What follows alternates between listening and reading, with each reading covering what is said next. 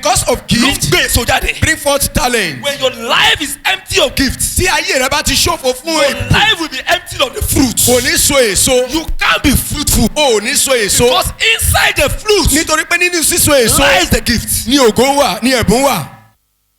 Tí èṣù bá fẹ́ mú ènìyàn, When Satan want to trap someone, àìsàn kan ló kọ́kọ́ fi sínú ayé ènìyàn. never torment you with sickness. Tí èṣù bá fẹ́ mú ènìyàn, When Satan want to torment life, ikú kọ́ ló kọ́kọ́ máa ń fi sínú ayé he's ènìyàn. not coming with death first. Àbọ̀wọ́bá làwọn ogun wọ̀nyẹn. Those ones are just a Tí reward. ẹ̀bùn bá kúrò nínú ayé When ènìyàn, gift is out of one's life, ó tán nìyẹn. it is finished. Ó wà báláìsì. The person has finished. Let me give you example. Ṣé kí n sọ àpẹẹrẹ fún ọ? Phone. Okay, let's use phone as an example. Ẹ jẹ́ á lo ẹ̀rọ alágbèéká wa gẹ́gẹ́ bí àpẹẹrẹ. But let me just use something that is common. Jẹ́ kí n lo èyí tí ó lè mọ̀. We know wine. Àmọ́. Wine.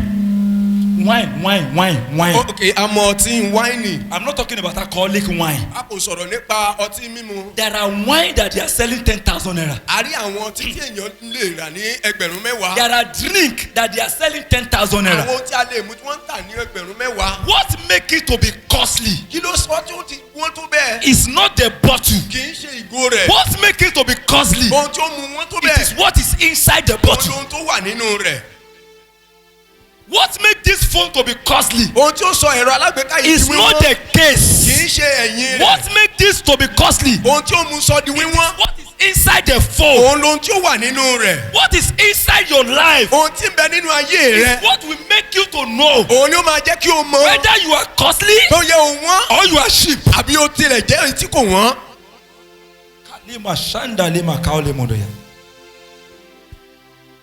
Ohun tó bẹ nínú ayé ẹ. What is inside of you Òun ló máa jẹ́ ká mọ̀ will make us know bóyá ẹni tó níyì ni ẹ. maybe you are honoured Àbẹ́ni tí ò níyì or ni you are ẹ. dishonoured. Get this and get this. Fi eléyìí kò mọ̀ This dáradára o. body Àgọ́ ara yìí erùpẹ̀ lásán ni. is just mere sand. Nǹkan kan ló wà nínú ara There ẹ is something in your tó body jẹ́ ká jẹ́ ènìyàn that lógo. make you a honoured And man. that is what devil is after. Òun ló ní Sátánì ń lé kiri. If devil can take away your Tí gifts, Sátánì bá lè gba ẹ̀bùn you rẹ̀, are empty in o life. ti ṣòfò láyé. Get this and get this. Jẹ́ eléyìí mọ̀ dáradára. Tó o bá fẹ́ fẹ́ yàwó, If you want to marry, tó o bá fẹ́ fẹ́ ọkọ, if you want to get married to a man, nǹkan yẹn kan ni wọ́n ń wá kiri. just be looking for something. Oríṣi ẹ̀bùn méjì ló wà. There are two gifts.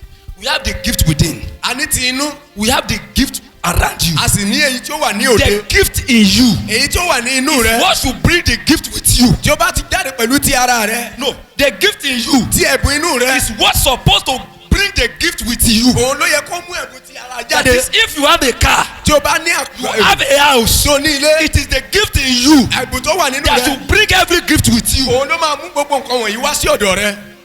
You don't need to pray for money, sir. O ò ní láti máa gbàdúrà fún You wọ̀nyí. don't need to pray for job. O ò ní láti máa gbàdúrà fún You iṣẹ́. don't need to pray for house. O ò ní láti máa gbàdúrà He fún said ilé. your gift, Ìṣe ó ń gbé ẹ̀bùn ènìyàn. your gift Ẹ̀bùn ènìyàn. will do what? Ni ó la ọ̀nà We fún. make a way for you. Ni ó la ọ̀nà fún.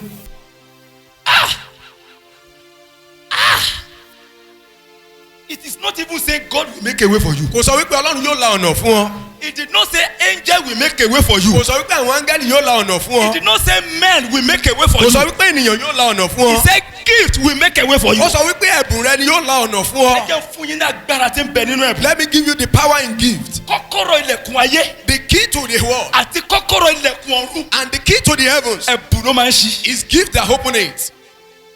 Ẹ gbọ́ mi lẹ́ẹ̀kan sí. Listen to me once again. Because ibi tá a ti fẹ́ gbàdúrà This nìyí. is where we want to pray. Kọ́kọ́rọ́ ilẹ̀kùn ayé The key to this world àti kọ́kọ́rọ́ ilẹ̀kùn ọ̀run. and the key to heaven Ẹ̀bùn ló máa ń ṣí. is gift that open it. Let me give you an example. Jẹ́ kí n fún ọ ní àpẹẹrẹ.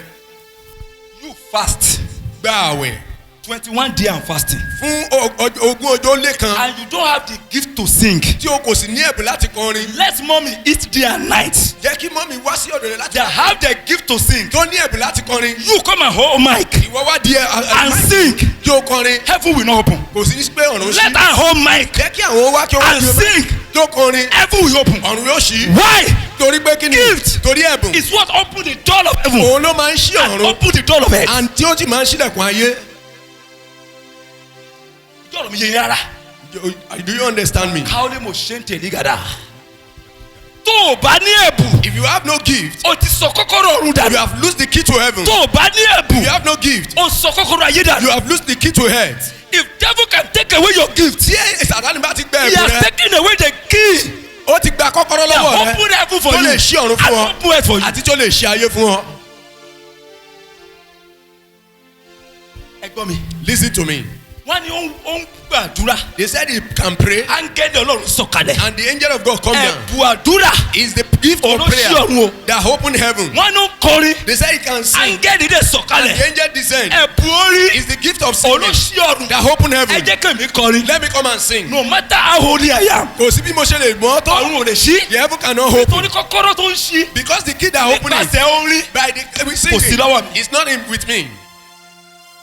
ẹ̀bùn kan bẹ nínú ayé mi. There is one gift in me.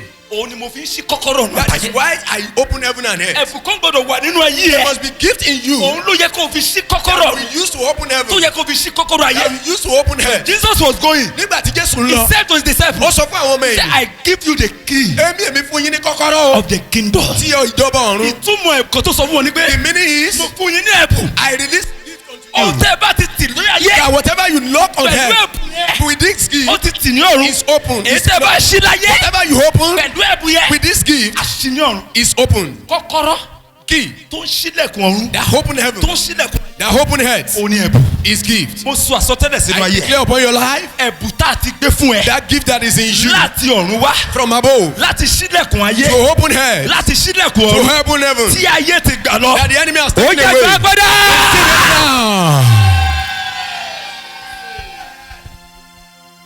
just imagine Ti dẹ̀ kíyèsí somebody that have a house tó ní ilé he doesn't have key to open it. tí kò ní kọ́kọ́rọ́ tí ó lè ṣí. ẹ jọ kí la máa ṣe. What will the person do? you begin to struggle. Wọ́n máa tiraka ni. can that be the reason why you are struggling in life. Ìdẹ́dẹ́ ìdí tó fi ń tiraka nínú can ayé. that be the reason why you are struggling Ìdílé in jẹ́ life. ìdí tó fi ń tiraka nínú because ayé. your gift Ìkọ́ torí pé kọ́kọ́rọ́ the rẹ. bible says Bíbélì wípé o will make a way for you. yóò ṣílẹ̀kùn fún ọ.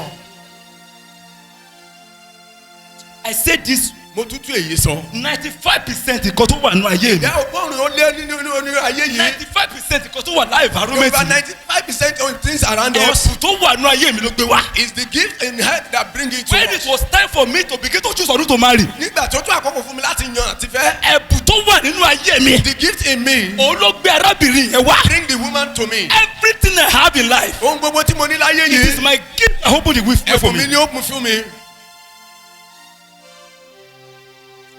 if devil can take away your gift. Tí Sátánì bá lè gba ẹ̀bùn he rẹ, has take away your key to ó success. ti gba kọ́kọ́rọ́ sí let àṣeyọrí. me say this and this is now. Jẹ́ kí n sọ èyí kó yé ọ. don't let any motivational preacher tell you. Má jẹ́ kẹ́nikẹ́ni ó tilẹ̀ ṣùgbọ́n ó there are sókè sí. 7 keys to success. Wípé ọ̀nà méje ni ó wà sí. there is no 7 keys to Kò success. sí kíkọ́rọ́ méje sí only àṣeyọrí. one key to success. Kọ́kọ́rọ́ kan sí àṣeyọrí. hold your gift.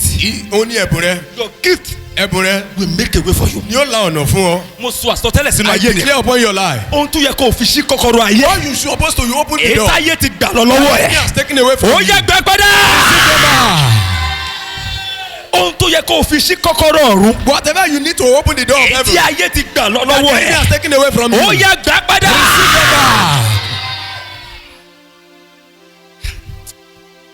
adifẹ́ dé kórìtà àdúrà. We are getting to the point of mo prayer. fẹ́ fún yín ní àṣírí ìjìnlẹ̀ kan. I want to give you one secret. pay attention now. Fi ara balẹ̀ báyìí. you will see how devil Wà á rí bí Sátánì taking away a gift from the life of tó man. ti ń gba ènìyàn gba ìbùn kúrò nínú ayé ẹ ènìyàn. jẹ́ kọ́kọ́ sọ lé. Let me say this. kò sí ẹnìkan tọ́lọ́run dá There is no one God created tí ò dá pẹ̀lú ẹ̀bùn. without gift. ẹ gbọ́ mi. Listen to me. ìwọ tó bá ń gbọ́ mi kí hallelujah. If you are listening to me, shout hallelujah. kò sí ẹnìkan tọ́lọ́run dá There is no one created by tí ò God dá pẹ̀lú ẹ̀bùn. without being gifted. bọ̀ kì í ṣe gbogbo èèyàn tá a bí. But not everyone that was given birth la bí to, pẹ̀lú ẹ̀bùn. they were given birth with the gift. ẹ gbọ́ mi. Listen to me. it is not everyone that God created. Kì í ṣe gbogbo ènìyàn tí Ọlọ́run no dá. everyone that God created. Gbogbo ènìyàn tí Ọlọ́run he dá created them with a gift. ni ó dá pẹ̀lú ẹ̀bùn. because your gift Nítorí pé ẹ̀bùn rẹ is what define your assignment. ni ó sọ irú iṣẹ́ tó ó ṣe. your assignment Iṣẹ́ tó ó ṣe define your fruitfulness. ni ó máa sọ èso tó ó so. somebody is not getting me. Ẹni kò gbẹ́ mi dára. your gift Ẹ̀bùn rẹ define your ni ó assignment. sọ irú iṣẹ́ tó ó ṣe. and your assignment Iṣẹ́ tó ó ṣe define your fruitfulness. ni ó sọ èso tó ó so. and as long as God is sending you to to the bí earth, ọlọ́run bá ti ń rán ọ bọ̀ nínú ayé he yìí send you with a gift. ó ń fi ọ ránṣẹ́ sí pẹ̀lú ẹ̀bùn. Ìwọ tó bá gbọ́ mi kí hallelujah. If you are listening to me, shout hallelujah. Ìwé mímọ́ sọ. The Bible says, Ó ní gbogbo nǹkan tí a dá. he said what everything that has been Ó ní created dáradára ni. is good. Ṣùgbọ́n kì í ṣe gbogbo nǹkan tí a bí. Not everything that was given birth to Ó ní dáradára. are good. You can be created good A lè dá ọ dáradára. and you may not be born good. Kó má dáradára. Ẹ gbọ́ mi o. Listen to me. Ìkórìtà àdúrà la fẹ́ wọ̀ yìí. The point of prayer we have. Everyone that God created Ohun gbogbo tí Ọlọ́run dá. was created with a gift. Ni a dá pẹ̀lú ẹ̀bùn. But not everyone that is born Kì í ṣe gbogbo ẹni tí a bí. was born with a gift. Ni a bí pẹ̀lú ẹ̀bùn. Kí ló wá ṣẹlẹ̀ ní ìkórìtà? What happened at the junction Tá a fi dá ènìyàn that man were àti created, tá a fi bí ènìyàn. that man were given birth to? Ìkórìtà kan wà nínú ayé ènìyàn. There is a junction in life of one. Ìgbà tá a dá ẹ. The first of Ó yàtọ̀ creation sígbà tá a bí ẹ. is different from the point of giving Ìrìn birth. àjò láti ọ̀run sáyé. The journey from heaven to earth Ìrìn àjò sùn mẹ́sàn-án ni. is journey of 9 months. Ẹ gbọ́ mi o. Listen to me. Ìwé mímọ́ sọ. The Bible says, Ó ní arákùnrin kan sí wà. there's a man Ó yarọ láti inú ibo wá. that was lame from the mother's womb. Ibo ló ti yarọ. Where? Ṣé ó ló yarọ látọ̀run wá? Was he lame from heaven? Ọlọ́run ò dá kan tí ò dá dáradára. God does not create him like that. Ṣùgbọ́n ó yarọ láti ibo wá. He was created. Ìrìn àjò kan wà ní ìrìn àjò gbogbo ọmọ ènìyàn. There is a journey in the life of every human creation. It's a 9-month journey from heaven to earth. Ìrìn àjò oṣù mẹ́sàn-án láti inú ọ̀run sínú ayé. Ọjọ́ tá a bá ti dá ẹ. The day you are being created, Tá a bá ti sọ pé máa bọ̀ ní ayé. that will say go to the world. Ìrìn àjò oṣù mẹ́sàn-án ló The fẹ́ journey rìn. of 9 months you want to travel Láàárín oṣù látọ̀run dé ayé. from heaven to earth Agbèjè méje ló wà. is under 2 conditions. Káwọ́dé mo ṣe ń tèrí gàdá. Àsìkò ní jẹ́ kí n máa tún wọn jáde láti inú ìwé mímọ́. I'm looking at my time. Kò sí kan tó ń jẹ́ miscarriage o. There is nothing like miscarriage. Tẹ́ bá gbọ́ pé miscarriage ṣẹlẹ̀. When you hear about miscarriage, Ìjàkadì láàárín ọmọ ológo. is the war between the glorious Àti àwọn one ìlú ẹ̀páàdì. and the evil ones. Nígbà tó ọmọ yẹn ò bá ti ní agbára mọ́. When the child has no power again, Kádàrá ò bá ti ní agbára that mọ́. is his destiny cannot uphold him. Wàá tòkótòkó nínú They will oyún. kill him and destroy him. Tẹ́ máa déjú ayé. We will be very good. Àwọn Get dókítà here. aláìmọ̀ kan. People that doesn't know Wọ́n á ní anything, miscarriage. they call it miscarriage. Àwọn ọmọ tó bá jẹ́ pé wọn ò wá lè pa. People that cannot be killed, Ó ní kankan tó máa ń ṣe sí they wọn. do something to them. Èyí tí wọn ò bá lè pa. The one that they cannot kill, Wá gbà òkú ẹ̀. they can take the glory. Ọmọ tẹ́ bá rí. Any child you see, Kẹ́mu pé gbogbo wa lè mú bá sọ̀rọ̀ yìí o. I'm talking to every one of us. Including me. Àti èmi gan lára. Ọmọ tẹ́ bá rí. Anyone you see Tó sunkún wáyé. that cry into this earth, Kẹ́kọ̀ọ́ sọ dànù lọ́wọ́ ẹ̀ ni. something lost from him. Ọmọ tẹ́ bá rí. The one you see, When a child cried. tí ọmọ bá sun ẹkún, A ní ayọ̀ ní níbí. they say it's a glory. Ọmọ tó sunkún wáyé. Anyone that cry to this, Ògo sọ dànù lọ́wọ́ ẹ̀. something lost from him. It was a battle between him. Ìjàkadì ní láàárín òun. Láàárín àtàwọn agbèjè méjì ayé àti ọ̀run. Between him and heaven and earth. Wọ́n ti rí nǹkan tó ń gbé bọ̀ wáyé wá They ṣe. have seen what he is coming to do in the Wọ́n pe earth. àwọn ẹ̀mí kan ní àmì àwòràwò. They say God will cause one some spirit Ẹ bá to mi lọ spirit that sínú sin ìwé before you. Matthew. The book of Matthew. Orí kejì chapter 1. Matthew 2 verses 1. Ìwé Matthew orí kejì ẹsẹ̀ kìíní. Tó lè mọ̀ ṣáńdà rí gàdọ̀. Ẹni tó bá wà ń bẹ̀ kó bá wa kà. Ẹ̀hẹ́. Ẹ̀hẹ́. Ẹ̀hẹ́. Ẹ̀hẹ́. Ẹ̀hẹ́. Ẹ̀hẹ́. Ẹ̀hẹ́. Ẹ̀hẹ́. Ẹ̀hẹ́. Ẹjọ́ kí ló náà wọ́n rí? He said what? Ẹ gbọ́ mi, ẹ gbọ́ mi. Listen to me. King James version. King James version. Nínú ìwé King James, Ló pè wọ́n ní amòye. they call them the wise men. Theologically. Ní ti ẹ̀kọ́ Wọn Bíbélì, kì í ṣe amòye o. they are not wise men. They are demonic people. Ẹni èṣù ni wọ́n. They are sorcerer. Àwọn Àwọn oníkà alágbára ìlú. ènìyàn tó lè wo ìràwọ̀ ni People wọ́n. that can see the star ahead. Ọgbọ́n òwò ìràwọ̀ o. It's not the wise that can see the star. Àwọn ẹ̀mí kan bẹ nínú wọn. There are some spirit in them Tó fi ń dá àwọn ọmọ ológo wọ̀. that they used to know the glorious Wọ́n one. dàbí ènìyàn kan. They said we gave birth to A someone. ti rí ògo ẹ̀. We have seen the glory. A máa ń rí ògo ṣáṣàṣá. We can see glory all A about. máa ń rí ìràwọ̀ We ṣáṣàṣá. see star all about. Wá nígbà tá a ṣí ìràwọ̀ But arákùnrin. when they opened the eyes, the A star rí of this kankan man, nínú ìràwọ̀ they yẹn. saw something in his star. Nǹkan tó kọ sínú ẹ̀ ní pé It's written there. ọba Jíù ni. He's the king of Jews. Ẹ gbọ́ kan tí mo You sọ. don't hear what I'm saying. A a ṣí ìràwọ̀ náà. the star was open. ṣé ní gbogbo ènìyàn ló ní ìràwọ̀. Everyone was created with star. ìràwọ̀ Jésù ni wọ́n rí yẹn. They saw the star of Jesus ìgbà tó Christ. bá rí ìràwọ̀ Jésù. When they saw the star of Jesus Jésù yẹn Christ, ni wọn ò lè rí. how much more you? mo sọ àsọtẹ́lẹ̀ nínú ayé I nìyẹn. declare upon your life. àwọ̀ ìràwọ̀ tó ti gba ògo The rẹ one that lọ. have seen your star that take àwọ̀ away your ìràwọ̀ star. tó ti gba ògo rẹ The lọ. suspect that take away ó your yẹ star. ẹlẹ̀ kó lanu kó gbé wá May bẹ́ẹ̀. they swallow them tonight. wọ́n nígbà táwọn rí ògo náà. ẹ bá They mi said sí when ìwé they yẹn say kà. the star of Jesus. verse 2. Ẹsẹ̀ kejì.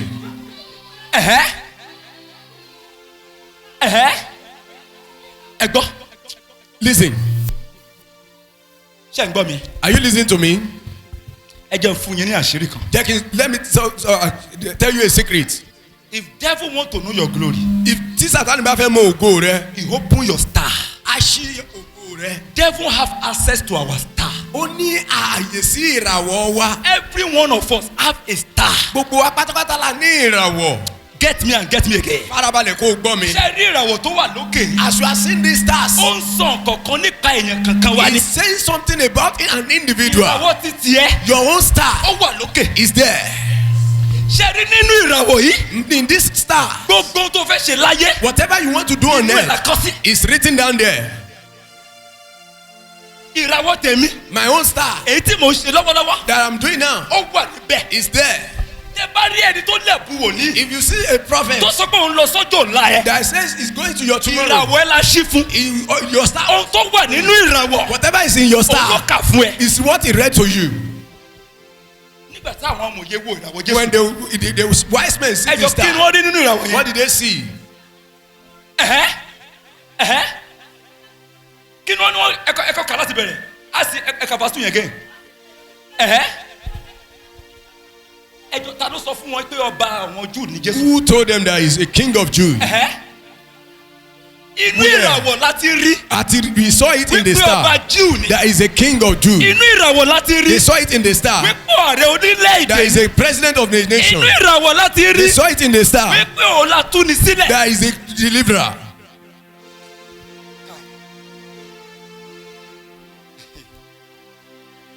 ẹ tún bá mi sí ẹ gbọ́ mi o Listen to me. ẹ gbọ́ mi. Listen to me. mo fẹ́ fún yín ní àṣírí kan. I want to tell you a secret. ẹ rí ogun tó ń tẹ̀lé àwọn ẹlẹ́bù. You will see the word that go behind ẹ bá mi with the lọ people sínú of ìwé gifted. ìfihàn In the book of Revelation, verses 12. verse 12, ìfihàn Jésù ni wọ́n sọ bí yìí o. revelation of Jesus Christ is àyàrá put there. káwọlé mo ṣe ń dè ní gàdá. ẹ bẹ̀ láti wọ́n. ẹ jọ sí di mic. ẹ bá mi mo fẹ́ ká ẹ fi mic kà. ẹ máa gbọ́ o. Listen to me. ẹbí tí àwọn ọmọ ẹlẹ́bù ti ń so ẹ̀bùn náà. You see where the glorious one lose their ẹ glory. níbi tó fi jẹ́ pé a dá èèyàn pẹ̀lú ògo. You will see where the people are being created with ṣùgbọ́n glory. nígbà tá a máa bí. By the time they gave birth to a ò him, bí pẹ̀lú ògo. he was not given birth with glory. sì hàn ní ọ̀run. àmì ńlá kan hàn ní ọ̀run. obìnrin kan tí a fi ọ̀run wọ̀ ní aṣọ. Mary ìyá Jésù. Mary. ó là ń fi ìfihàn ẹ̀wọ̀n bí o. òṣùpá sì ń bẹ ní ẹsẹ̀ rẹ̀. adé wúrà méjìlá sì ń bẹ ní orí rẹ̀. ó sì lóyún. ó lóyún. ó sì kígbe ní ìrọbí. ó sì wà ní ìrora àti ìbímọ. àmì mìíràn sì hàn ní ọ̀run. sì kíyèsí dragoni pupa ńlá kan tí ó ní orí méjì àti ìwo mẹ́wàá àti adé méjì ní orí rẹ̀. irú rẹ̀ sì wọ́ ìwọ mẹ́ta àwọn ìrẹ̀. ó sì jù wọ́n ní ilẹ̀ ayé. dragoni náà sì dúró ní iwájú obìnrin náà. ó dúró níwájú. ẹ gbọ́ mi o. Listen to me. àṣírí tí John sọ mí. The secret John is revealing ẹ here. lè rí kanu Matthew. It's not in the book of Matthew. ó ní mo ṣe ń dè ní gàdá. àṣírí Jésù tí John ń tún bí báyìí. The secret of Jesus that John ẹ ò was lè rí revealing kà here, nínú ìwé John. but it's not in the book of John. ìfihàn lápẹ́ Revelation. It's in the book of Revelation. ìfihàn kan tó ṣẹlẹ̀ nínú ẹ̀mí. What has happened in the spirit realm? nígbà tí Mary fẹ́ bímọ. When Jesus was, when Mary akọ̀pẹ́ was pé Mary supposed to bímọ give ni birth, àbí. we only had that Mary. àmọ́ gave birth. ìjàkadì tó ṣẹlẹ̀ nínú We don't ẹ̀mí. know what happened in the spirit láàrin realm Mary àti ìjọba òkùnkùn. between the Mary and ẹ bá tó bẹ̀yẹ kà. dragoni náà sì dúró ní iwájú obìnrin náà. ó dúró níwájú obìnrin náà. stand before the woman. tí ó bá fẹ́ bímọ. Ẹ̀hẹ́. pé nígbà tí ó bá bí. nígbà tó bá bímọ tán. kí òun kí o lè pa ọmọ rẹ̀ jẹ. káwọlé mo ṣe ń dè ní gàdá.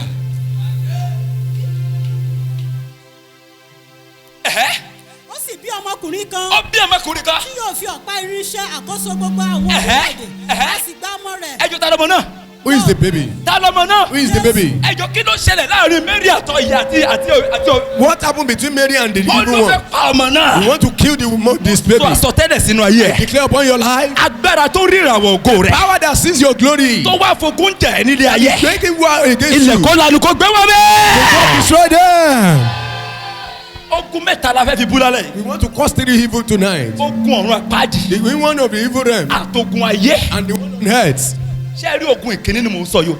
I'm talking about the one family. Ogun ọ̀run àpáàdì. The one from heaven realm. Àwọn ló máa ń jà ló máa ń bá ọmọ tuntun jà nínú oyún ìyá They ẹ̀. are the one that wrestle with baby inside the mother's womb. Wọ́n á make sure kí wọ́n pa ògo yẹn kó má bàa bí i jáde. They make sure they kill the glory for him not to give So back to nígbà his tó glory. bá máa jáde sílẹ̀ By ayé. the time the baby will come out, Àwa wà bá láìsí. we be an empty one. So that you are not born with glory. Torí pé a kò bí ọ pẹ̀lú That ògo. doesn't mean you are not created with glory. Kò sọ wípé a kò dá ọ pẹ̀lú ògo. Not everyone that is created with Kì glory í ṣe gbogbo ènìyàn tí a bí pẹ̀lú ògo that are born with glory. ni a bí ọ pẹ̀lú ògo. That's the first point. Èkíní The nìyí. second point is that Ìkejì ni wípé not everyone that are born with glory kì í ṣe gbogbo ènìyàn tí a bí pẹ̀lú ògo grow up with glory. ló ń lo ògo pẹ̀lú ló ń dìde pẹ̀lú ògo. Tẹ́ ẹ bá bímọ tán, If you give birth to a baby, àsìkò ayọ̀ kọ́ nìyẹn. it's not the time to celebrate. Naming ceremony Ìsọmọ lórúkọ should be a warfare ceremony. ó yẹ kó jẹ́ ìkòkò àti ìjà ogun. Conduct naming ceremony kan bìkan. Mo ń ṣe ìsọmọ lórúkọ kan níbì kan. Àwọn ará àdúgbò wọ ṣọ́ọ̀ṣì yẹn. The people of the church street Wọ́n ṣe enter. ìsọjí là ń They ṣe. say is it revival? Nítorí ohun tí mo rí nínú It's ẹ̀mí. because what I see in the spirit. Ẹ̀yin ní naming ceremony. You call it naming ceremony. Èmi rí warfare ceremony. I'm seeing the war in our life in his Àsìkò life. ìjógun It's lélẹ́yìí. the time to wrestle. Ọkùn tí ò fẹ́ kọ́mọ yìí ṣàṣeyọrí. That battle that does not want the baby to succeed Ọ̀tẹ̀ tẹ̀lé délé ayé. has follow him to this Mo war. bá aláṣẹ ní wákàtí ọ̀wẹ̀. Declare it now. Mo lóògùn tó lò ní ṣàṣeyọrí. Every word that says I will not make Ogun it. tó lò ní rògbò The lò. battle that says I will not make it. Ilẹ̀ kó lanu kó gbé wọ́n Let it swallow bẹ́ẹ̀. tonight. Ogun ọ̀run The host of heaven àtogun ayé. and the host of earth. Àwọn ló máa ń pa ẹ̀bùn nínú ayé ni. They bring what into the life Ló of ń pa ẹ̀bùn nínú ayé ni. kill the talent in one's life. Kí ni mo pe ogun àkọ́kọ́? What do I call the first war? Kí ni mo pe ogun àkọ́kọ́? What do I call the first war? Ogun ọ̀run. The one in Kí ni heaven. mo pe ogun ẹlẹ́ẹ̀kejì? The second one Ogun ayé. is the one on earth. Ogun ọ̀run. The one in heaven Inú oyún ni wọ́n ti ń bá ènìyàn jà ìjàkadì. wrestle with one in the They womb. will ensure you are born without glory. Wọ́n ké wípé àwọn kò bí ọ But pẹ̀lú if you ògo. are now eventually you overcome, Tó bá borí wọn. then they will come to second batch of the Ẹnu battle. àwa tí wàá dojúkọ yẹn kejì. And that is the battle on earth. Òun ni ogun tinú ayé. Tó jẹ́ pé inú ìdílé bàbá ni wọ́n ti ń That dìde. was coming from your father's Inú lineage. ìdílé ìyá ni wọ́n ti ń dìde. That is coming from your mother's Ṣé lineage. láwọn ogun yìí? This war, Wọn kì í ṣe ẹ̀mí òkùnkùn. they are not even our. Ènìyàn òkùnkùn ni wọ́n. They are evil people. Ẹ̀gbọ́n mi. Ẹ̀mí òkùnkùn. Spirit of evil Ó yàtọ̀ sí ènìyàn òkùnkùn. is different from people of evil. Àwọn ẹ̀mí òkùnkùn. The spirit of evil, Àwọn alákòóso ogun ọ̀run. they are the one in the evil realm. Àwọn ènìyàn òkùnkùn. The people of evil, Àwọn alákòóso ogun ayé. they are the one in this world battle. Let me share this testimony. Jẹ́ kí n sọ èyí fún ọ. It was in the town of this my brother that is playing keyboard. Ó wà nínú ìlú ayé nínú ìlú arákùnrin mi I yìí. was ministering like this. Mo ń wàásù bẹ́lẹ̀ yìí. A young sister came in. Obìnrin arábìnrin kékeré kan wá. Níwájú Ọlọ́run àtẹ̀yàn mi ò ń ṣe wòlíì. Before God and man, I'm not a prophet. But ẹ̀ẹ̀kọ̀ọ̀kan Ọlọ́run máa ń gbàkóso. But sometimes God give me Mo kàn revelation. rí àmì lórí ààrẹ woman. I saw a sign on her. Èmi ò mọ̀ túmọ̀ àmì yẹn. I never knew the meaning. But I just know that it's a bad mark.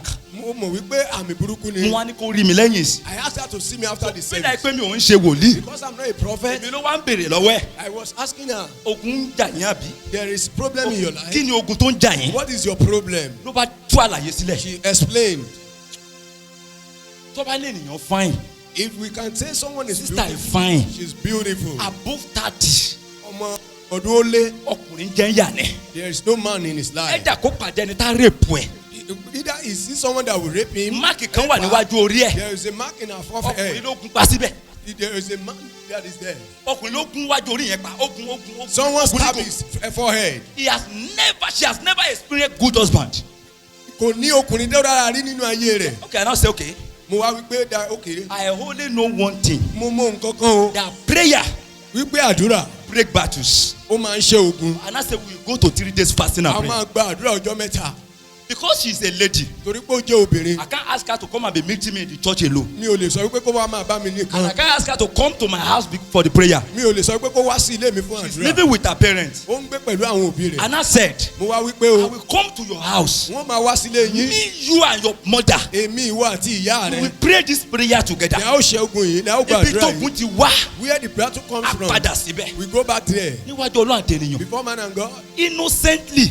láì mọ̀ Mi tèmi. mọ̀ pé ìyá wọn ń gbélé yẹn. I never know that their grandmother is living Èmi ò here. dẹ̀ mọ̀ pé ìyá àjẹ́ ni. I never know that the grandmother is a Bẹ́ẹ̀ni witch. pé mi ò lẹ́bù wòlíì. because I never gifted with Kò jẹ́ kí n the mọ̀ of pé prophet. ìyá gan àjẹ́ ni. I never know the mother so Bẹ́ẹ̀ mi kàn ń darí mi láti gbé àwọn àdúrà but kan. the God is leading me to pray some prayers. Àwọn àdúrà bàmí kan jáde lẹ́nu. some powerful prayers are coming out The of me. first, the third, the second and the third day. ní ọjọ́ kìíní kejì kẹta. La pray tán. we finished the prayer. Ìyá náà ń ṣe àmì nínú yàrá. and the mother was saying amen inside. Grandmother ń ṣe àmì nínú yàrá. and grandmother was saying amen inside. After the 5th day. lẹ́yìn ọjọ́ karùn-ún. Ìyá fi gbé ta nínú ilé. our mother cried out Ó ní from that. balógun ọ̀run fún un lẹ́gbàá. he said the king in heaven built her. Wípé kò ń jẹ́wọ́. that she should confess. Èèyàn calendar administration mi rí sà. I never confessed under my First one ministry. nìyẹn. that was the first one. Wọ́n ṣe ránṣẹ́ pè mí nìyẹn. I was called. Wọ́n ní ìyá wọn kà lọ́wọ́lọ́wọ́. Said the grandmother was committing Wípé was kí n máa confessing. sábọ̀.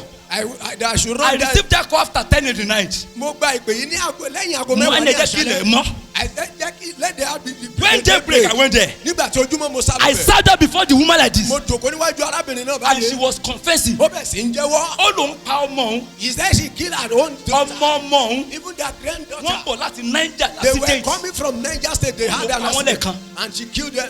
Èyí tá a torí ẹ̀ gbàdúrà. this one we prayed for. Fóònù lòun dé ṣinṣin sí she lára. said she has poor and Yóò jẹ́ husband kí ó with her. rọ̀kọ̀ gidi. that she not see a good Ó husband. ní òun gbé ògùn ẹ̀. she said she carry her glory. Ó ló wà nínú ìkòkò. it's inside the pot. Mo ní ìkòkò náà dàmà. where is the pot. Ó ní mi ò lè rí. you can't see it. Mo ní Ọlọ́run ìpè wòlíì. I said God of prophets. Gbà mí nílé tí mo wọ̀ save yìí. me now. Mo bá bẹ̀rẹ̀ sí interview ẹ̀. I begin to query her. Because I just don't know what to do. mi ò mọ ohun tí mo lè ṣe. Pẹ̀lú only anger. pẹ̀lú ìbínú inú Mo ní ẹ̀mí. wọ́n gbọ́ mi jáde fún mi. ó yá ẹ fún mi ní omi. I prayed in water.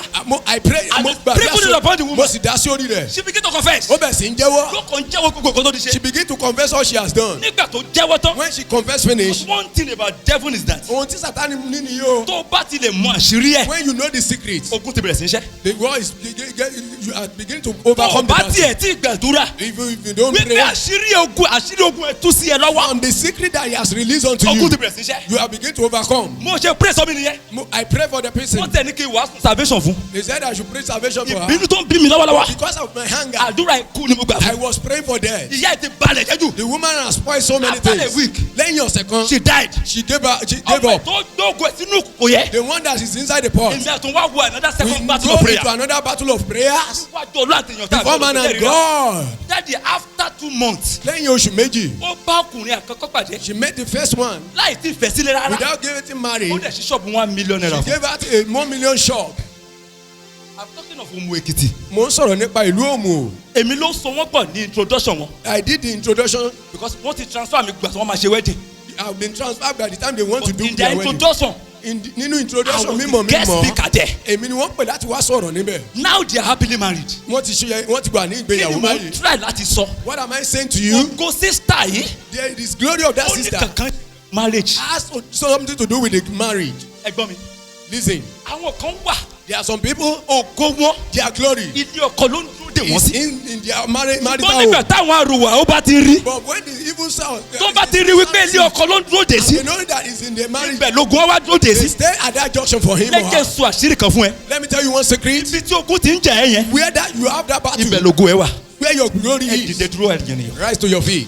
Ibi tí ogun ti ń jà ẹ́ yẹn. where that particular time you are Ibẹ̀ fighting. yẹn gángan lógun ẹ wà. where your glory is. Wà á pé orúkọ Jésù lẹ́ẹ̀kan tó. call the name of Jesus once. Awòràwọ̀ ògo. a sorcerer that sees my glory. Awòràwọ̀ a ògo. sorcerer that sees my glory. Tó fogun rẹ́pọ̀ ògo nínú ayé mi. make war instead of glory in my life. Tó fi ogun rẹ́pọ̀ ògo nínú ayé mi. make war as a war. Ó yá ilẹ̀ lálù kó gbé wọmi àdúrà. let the earth swallow them. Máa lé kàtó ní mo ṣe ń dé ní gàdá. Awòràwọ̀ ògo. Awòràwọ̀ ògo. Awòràwọ̀ ògo. Tó fogun rọ́pò ògo.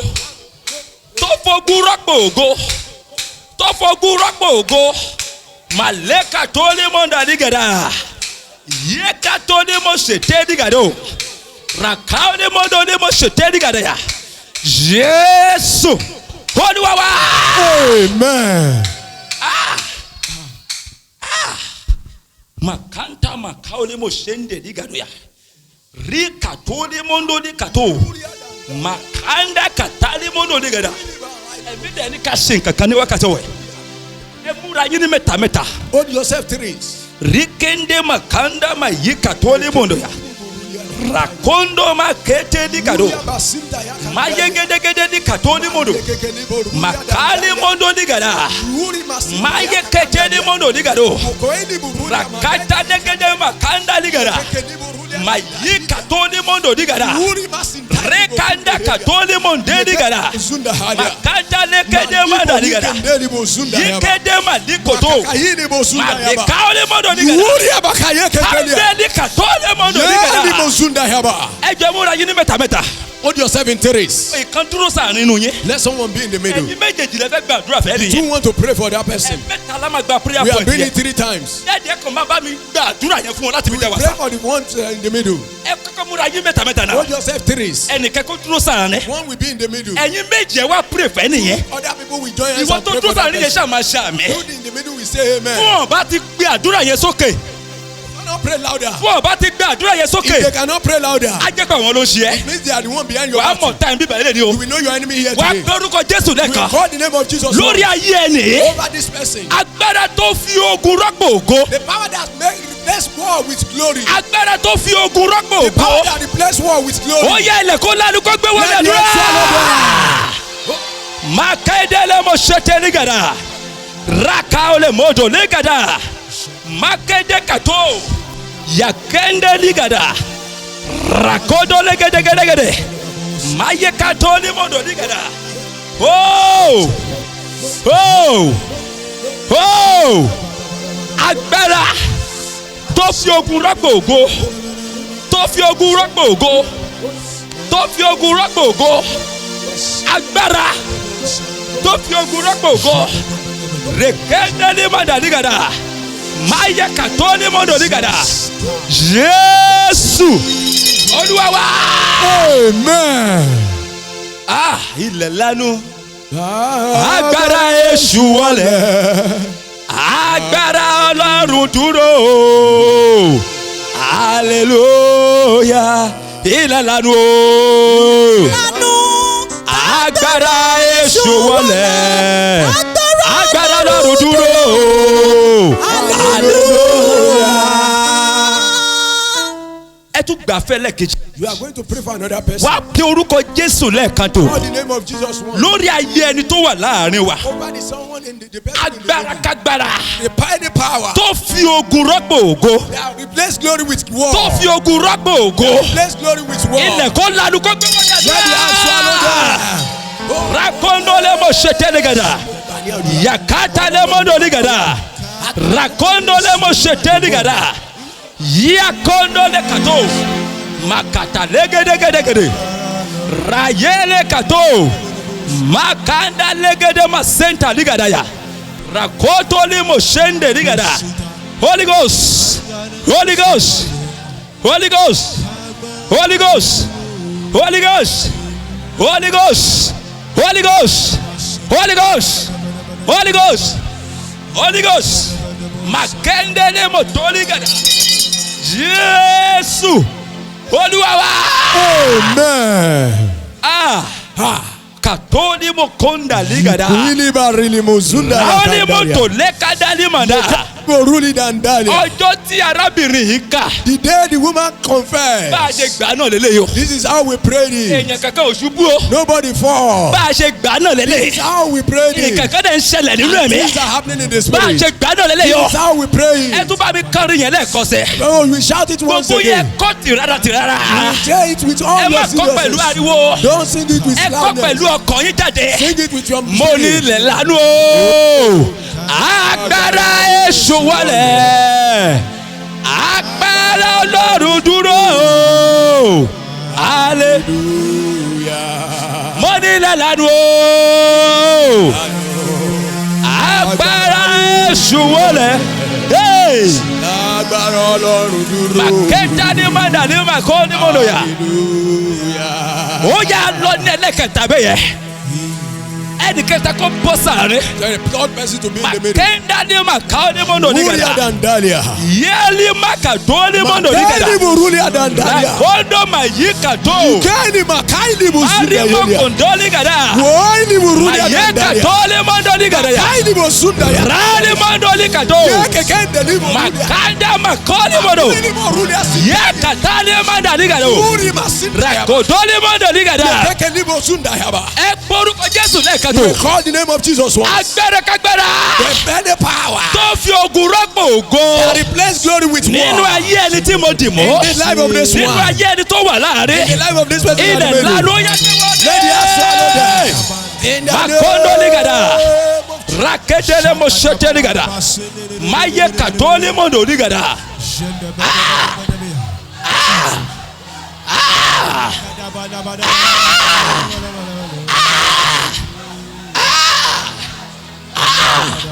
Male katoli mo do ni gada ya. Maye katoli mo do. Rakende ni manda la gada. Really mo do ni gada. Makodo ni mo do ni gada. Jésù Olúwa wa. Amen. Ó yá olúkálùkù di ìdílé ẹ̀ mọ́.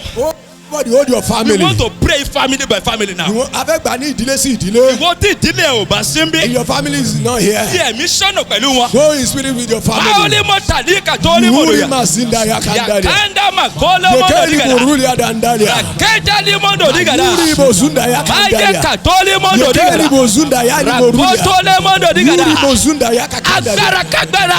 Any power Tó fi ogun rọ́pò ògo. that replace glory with Ipò battle. tó yẹ kó ògo jòkó sí. Where the glory supposed to say. Ogun wá jòkó sí nínú That ayé battle mi. sit in my life. Ipò tó yẹ kó ògo Where suppose the glory supposed to tógun sit. wá jòkó sí nínú That ayé battle mi. replace in my life. Ó yẹ kalẹ̀ wọ́n máa dúrà. Ale Ale koto ni gada ya. Rakende ni mondo ni gada. Maye kato ni mo shete ni gada. Rakanda ma yi kato. Mane kato ni mondo ni gada ya.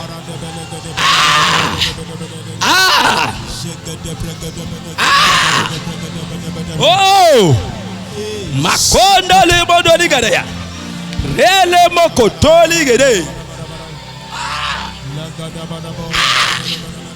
Maketa ni mondo ni gada. Maye ni gada. Jésù Olúwa wa. Amen.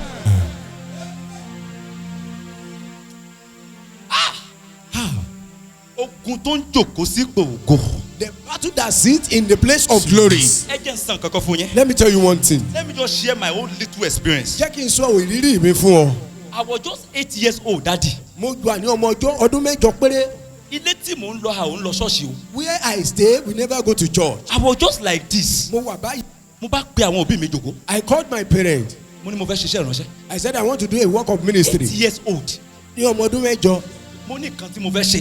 I said what I want to do. I came from educated family. Mo wá láti ìdílé ọlọ́mọ̀wé. What they want is doctor, lawyer, like that, like that, like that. Ibi tí a ti ní oríṣiríṣi àwọn oríṣi ìtọ́jú Ẹ̀gbọ́n mi kí ló fẹ́ ṣe? My brother, what do you want to do? Ó nù fẹ́ ṣe doctor. He said he want to be a doctor. Àbúrò kí ló fẹ́ ṣe? You younger one. Ó nù fẹ́ ṣe engineer. He said an engineer. Ẹ̀mí yẹn kàn balẹ̀ mi. The spirit rest upon me. As 8 years old. Ọmọ ọdún mẹ́jọ. Màá wá gé pépà. I slice a small Màá wá wọ paper. suit sọ́rùn. I will put on suit. Màá wá gbé pépà white I sọ́rùn. will put on a white paper. Màá wá máa mú ṣíńbí ọbẹ̀. I will use my spoon. Màá máa fi lu agogo ńlẹ̀. Used to beat something. Mo dẹ̀ ń wàásù kiri I nìyẹn. begin to preach. I was just doing them unconsciously. Èmi ń ṣe láì mọ̀. Àṣé ògo ń farahàn. I never know that it's glory that is Bí mo manifesting. ṣe gbẹ́nu wọ 10 years. Nígbà tí mo pé ọmọ ọdún mẹ́wàá. Ẹ̀mí burúkú kan wọnú ayé mi. One spirit enter into my life. Kẹ́ ẹ fi owó sínú rẹ̀ máa mọ bí tẹ́ fi sí. If you keep money under head, I will know where you keep it.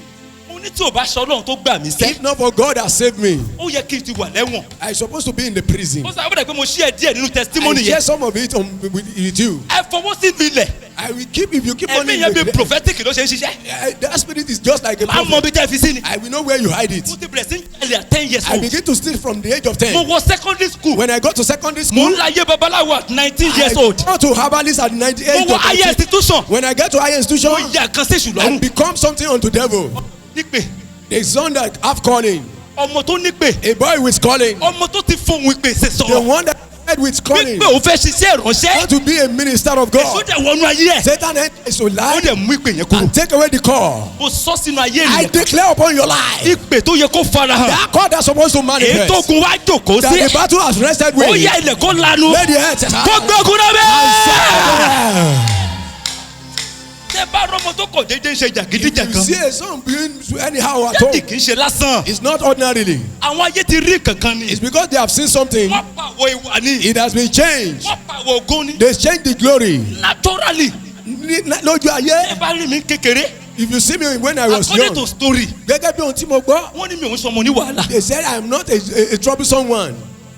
my mom said. Ìyá mi wípé. wípé ibi tí mo gentle dé. Where I am so quiet. tó bá lẹ́ni tó gbé mi. If anybody carries me. mi ò kí sunkún. We not cry. nani ló tọ́ mi dàgbà. I was nursed by my nanny. mom was a civil servant. Ìyá mi jẹ́ òṣìṣẹ́ ìjọba. àtọ̀lọ́bí ṣàgbé sọ̀dọ̀ màmí ni. nani. Drop me and go to our place of work. tó bá ti lè jù wá lọ́dọ̀ nani. Anyone with tí ò nanny. fún nani I wàhálà. never give them jẹ́ mọ̀ fún problem. òyìnbó ṣe ní wàhálà. He is a gentle one. I was too gentle.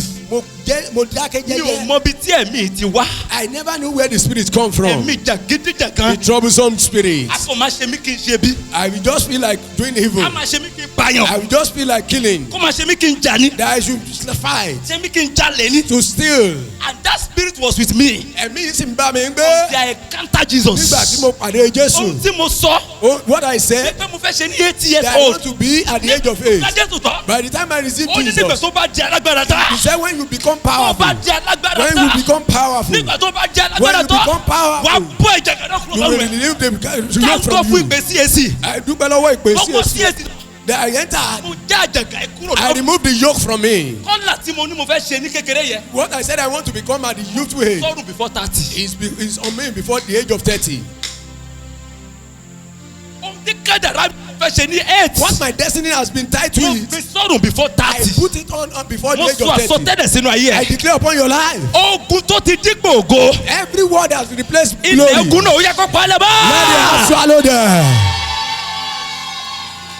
wá wá gba àdúrà ẹ ní wákàtí You ọ̀wẹ̀. will pray this prayer. wá gbà fúnra rà You ẹ̀. will pray for yourself. wá gbà fún ẹbí You will ẹ̀. pray for your wá family. gbà fún ọkọ You will ẹ̀. pray for your husband. ògo tó sọ dànù. The glory that I will love. tí ogun fi jòkó sáyé That ẹ̀. make glory war to sit ó in my yẹ life. ògo náà. That glory. padà sípò. Go back to your position. Padà sípò. Go back to your position. padà sípò. Go back to your position. padà sípò. Go back to your position.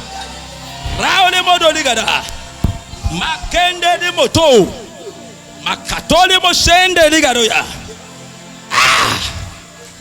riketeri modo ya. makotoli gede gede. mashonda likete. rali kato. makandale manda ligado ya. yikendeli mokoto. makende likato ligada ya. makondo ligede. Jésù Olúwa wa. Amen. ẹ káwọ́ yín méjèèjì sókè Raise adisitọ́ up ni. your two hands. mo fẹ́ sọ àsọtẹ́lẹ̀ láti inú ẹ̀mí wá. Before I begin to prophesy in spirit, ẹnìkan bẹ níbí báyìí. there is someone here. a fún ẹ lẹ́bù àlá. You have been gifted of the dream. ẹ̀bù àlá la gbé fún ẹ. The gift of dream is given to láti you dé ènìyàn láyé. to become one in life. gbogbo ogun tí ó ń jẹ lọ́wọ́lọ́wọ́. But the glory or the battle you are facing àlá yẹn ló gbà wọlé. is from the dream. oríire tó yẹ kó dé bá ẹ. What's that good tidings that's bó supposed ṣe to dé come your bá way? Jósẹ́fù. As of Joseph, ìkásí àlá ni. is from dream, ṣùgbọ́n a ti dá padà. but it has been a reversed. ti dá padà. It has been a reversed. wá gbé ogun síbẹ̀. We replace it with gbogbo war. ogun tó yẹ kó wọlé nípasẹ̀ àlá. Glory that's supposed to come with through the ogun ló wá dream. wọlé nípasẹ̀ àlá. Come to war. ìwọ tó bá jẹ́ ènìyàn bẹ́ẹ̀ níbẹ̀. If you are like that, mo here, sọ àsọtẹ́lẹ̀ sínú I ayé declare ẹ̀. upon your life. ó yá ogun tó ti wọnú ayé That ẹ̀. word that has entered into tó your ti life. pa ẹ̀bùn àlá That yẹn has mọ́lẹ̀. killed your dream. ilẹ̀ kó lanu kó gbé wá bẹ́ẹ̀. Swallow them. Holy mo kare mo shende ligada. Rika tole mo dole mo shata ligado ya. Makanda katole mo dole ligado ya. Mo sọ àsọtẹ́lẹ̀ I declare upon your life the second ìwọ time. tó lẹ́bùn àlára tí As sọ̀rọ̀ ẹ̀ many that you lọ́wọ́lọ́wọ́. are having the gift àwọn of dream. angẹ́lì ọ̀run ti visit ẹ báyìí. The angel of God have visited wọ́n you. ń ṣe àwọn àrà kan nínú ayé They ẹ̀. are doing something good in your wọ́n tún life. àtọ́lẹ̀ sọ́tẹ̀lẹ̀ sínú I ayé ẹni declare náà. upon your life tonight. ìwọ táyé ti fogun wọnú ayé You nípasẹ̀ that the àlá. head have replaced the war into your ẹ̀bùn life. àlá ló yẹ kó gbé ẹ débi You gíga. are gifted of the dream to lift àlá you yẹn wá gbé ẹ higher. dénú ogun lọ. It has lead you to war. ó yẹ ọlọ́run kó fà á jáde. May God deliver you tonight. máa ní má kàtá ni mo ṣe ń Kẹ́hìndé débi gàdá. Musuntaya Kandaria. atúmọ̀ mi ń rí ènìyàn kan lọ́wọ́lọ́wọ́. I've seen someone now nínú ìdílé yín. in your household. akọ́mọ yín ká ìfìwé jẹun ni. You have been tied to the education to make ogun it yín in wà life. nínú ìwé. Your glory is in education. sẹ́ni tó ka ìwé yẹn. But no one ever go to school in your àwọn lineage. ẹ̀gbọ́n yín struggle àti ka ìwé yẹn Even ni. the one ahead of you struggle to get èyí tó it. rọ́jú kankan kò sí kankan tó fi ṣe inú The ẹ̀. one that make it does not have anything ìwọ tó bá after it. jẹ́ bẹ́ẹ̀ mo sọ àsọtẹ́lẹ̀. If you are one, I declare upon your life, the agbára lọ́run kò fà é jáde. power of God take you out. máa ní má kàtó lé mo ṣe ń débi gàdá. Yuri Bakaidia. rakata lé mọ́ndọ̀ ní kò ṣe ń débi gàdá. Yekani Musuntaya Kandaria. mayika tó ní mọ́ndọ̀ ní gàdá. Makwini Musuntaya ó Kandaria. mayeka tá ní gàdá. Uri Mazindaya ẹnì Kandaria. kan bẹ níbí There báyìí. is someone here. àìrílé ọkọ gbé ni wọ́n fi dà yín láàmú You dìde. can't stay in the husband's house. mo sọ àsọtẹ́lẹ̀ sínú I ayé ẹ̀. declare upon your life, má jẹ̀mú tí ò jẹ́ kẹ́ ẹ rí ilé ọkọ that gbé. covenant that is working tí against ò you, jẹ́ kẹ́ ẹ rí ilé ọkọ gbé. that does not favor ètò you. rọ́jú gbé ilé ọkọ náà. Even the one that's staying there, kú mọ lórí the rẹ̀. husband died. mo sọ àsọtẹ́lẹ̀. I declare upon your life, agbára lọ́run kò fà é jáde. may God deliver you. makanda maleka tó lé mọ́ndọ̀ ní gàdá. yíká lé mọ́ndọ̀ ní mo ṣe ń dẹ̀ ní gàdá. rakata lé maka tó ní gàdá. ẹyẹ ènìyàn mo sọ àsọtẹ́lẹ̀ sínú People of ayé God, I yẹn. declare upon your life, ogun tó dípò ògo. that battle that replaced glory, the ogun tó dípò ògo. battle that replaced glory, may agbára lọ́run kò fagun náà yá. God destroy that power too. ògo tó tọ́ sí ipò ogun náà. That glory that replaced the ògo war, tó tọ́ sí ipò náà. the glory that will replace the ó yá battle, gba ògo náà padà. receive it now. mo ní gba ògo náà padà. Receive it now. ó yá gba ògo náà padà. Receive it now. ó yá gba ògo náà padà. Receive it now. ó yá gba ògo náà padà. Receive it now.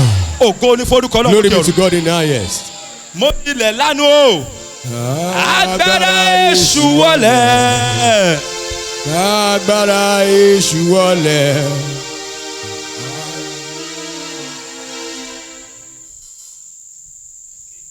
Shout it better, hallelujah. Ké hallelujah.